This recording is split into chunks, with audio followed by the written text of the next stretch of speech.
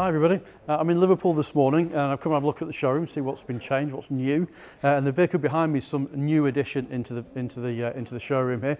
I thought, looking at it, that it was a Caddy Maxi Life, because that's what it looks like in the pure grey, nice and looking for them. But in actual fact, it's a Caddy California.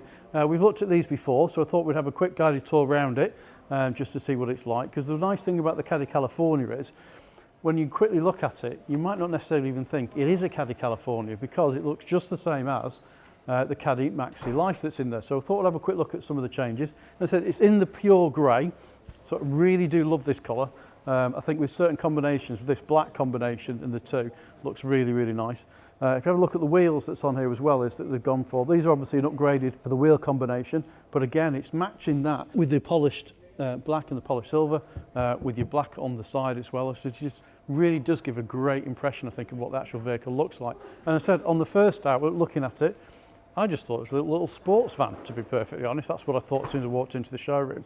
It was only until I came around the back and I saw all the camping stuff in the back of the vehicle, so that's in here. So I thought today, because last time we looked at one, we didn't put the bed down, so I thought I'd pop the bed down in this one today just to show what it's like inside of the van. But if we keep moving around for a little bit, so you'll notice from the side of the van that we've got clear windows down the side, so there's no opening window in here, which you would normally get.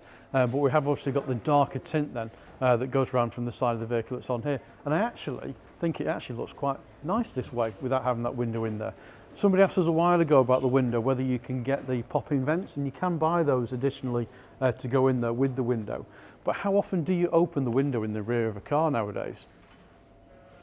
I don't very often, to be perfectly honest, and a lot of the vehicles we do now don't tend to have a window in there anymore. If we have a look at the Buzz opposite us, exactly the same thing, no window in here.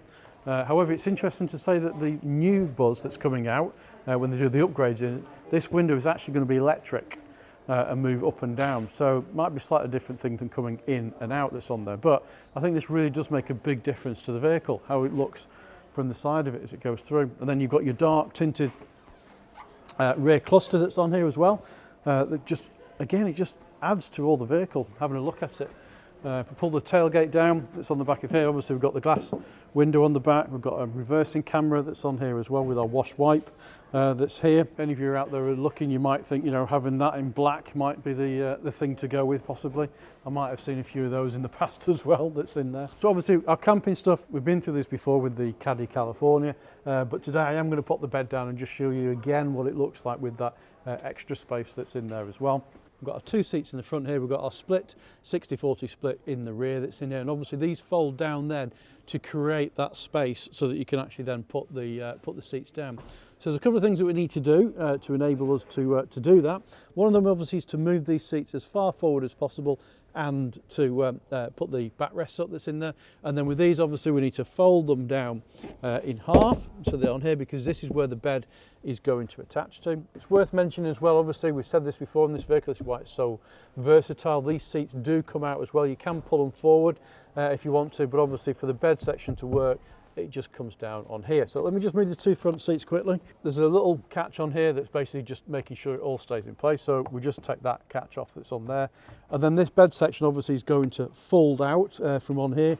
And then within that bed section, in here is we've got our two supports, which are these on either side that's here. And those supports are going to locate into this section that's in here as well.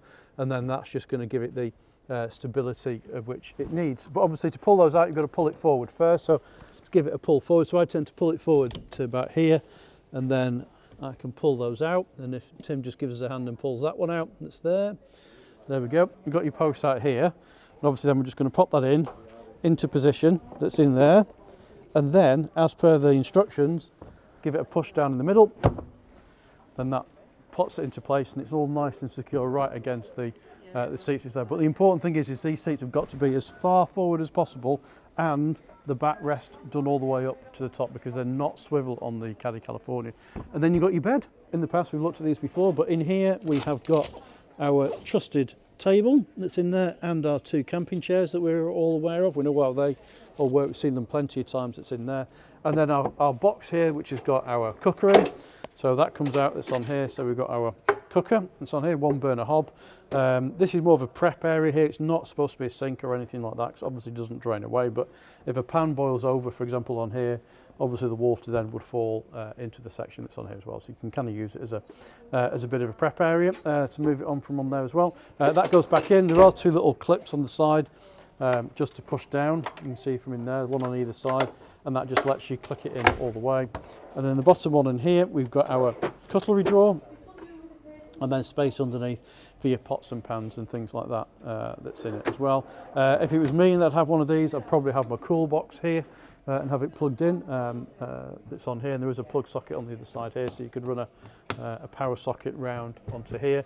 And then obviously we've got our light switch for our lights that's in the tailgate that's here as well. I think this will be suited very much to, obviously, if you're a couple being away, having the bed section here, or you have one with an awning on that comes out and comes out from the side of it. I think that would be quite popular as well, probably with families, where you could have your kids could be in the awning, you could be sleeping in here, but at the same time you've got all your, you've got a burner hob, for example, because 9 times out of 10, one burner hob is probably all that you really need, and you're already outside of the vehicle. When I go away, as I've said many times, I always take a small burner with me anyway, small gas thing, because I like fried breakfast and things like that. I don't like doing it inside the vehicle. So generally I'm only boiling things like water and doing pasta and stuff like that actually in the vehicle anyway. So you usually only need one hob for that, and then maybe one outside or something like that. So I think that's more than adequate for this size of vehicle. And you had a nice fridge, compressor fridge or something that's in here as well.